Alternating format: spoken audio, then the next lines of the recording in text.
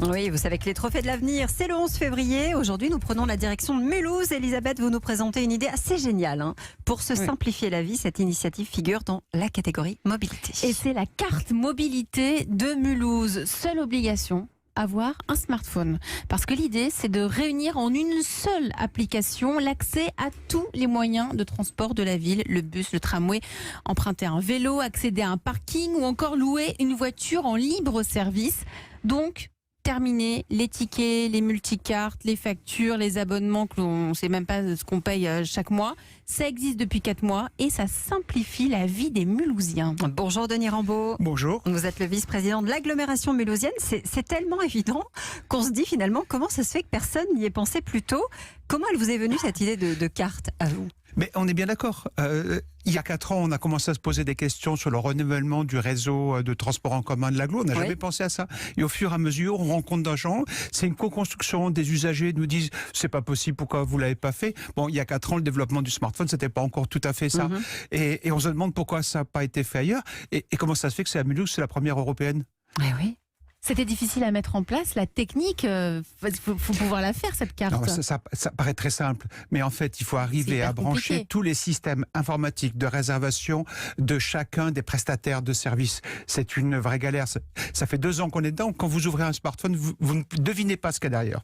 Alors, est-elle gratuite pour les Mulhousiens ? L'application, pour tout le monde, si vous voulez la télécharger tout à l'heure. Si je viens à Mulhouse, je peux. Tout le monde. Vous téléchargez l'application sur l'Apple Store et vous l'avez gratuitement. Vous avez dit Apple Store, donc ça marche qu'avec Apple ? Non, ça marche aussi sous Android, c'est la deuxième. Donc sur les 2 gros fournisseurs d'applications, ça marche. N'importe qui peut la télécharger de l'application et gratuite. C'est pour ça que c'est l'agglomération qui s'en est occupée. Alors combien d'utilisateurs là, depuis le mois de septembre ? En fait, on l'a lancé entre autres sur l'Apple Store à partir d'octobre-novembre, donc on est actuellement à peu près à 2000 téléchargements.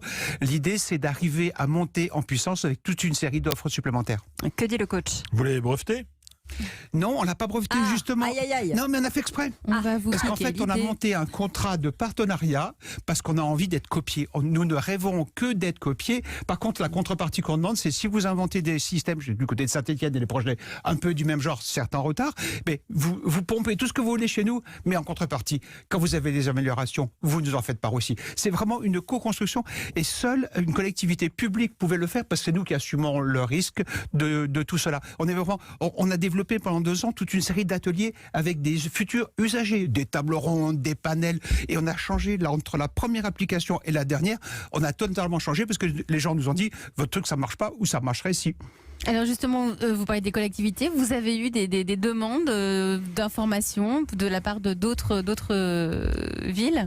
Ça bouge partout régions en Europe, c'est parce que c'est un peu ce qu'on appelle mobilité as a service. Et mon petit doigt me dit qu'un de nos partenaires qui a développé un appel d'offres à Boston l'a mis dans son offre de service. Formidable, Boston. Bon, et ça marche pour toutes les villes, quelle que soit la taille ? Non, ça peut marcher dans toutes les villes.